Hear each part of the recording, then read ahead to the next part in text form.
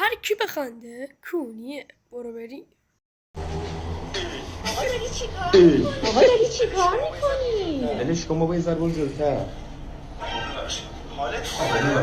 حالت خوبه؟ من دستام بنده، میگم دروازه دولت اونجا. دروازش که همینجاست ولی دولتی نیست، ملک شخصیه. محمد این دختره به درد من نمیخوره، میدونه من رو ماشین حساسم، با کفش گلی اومده در ماشینم محکم میبنده. به خدا یه بار دیگه این کارو کنه تمام لوازم آرایششو میخورم خودشم.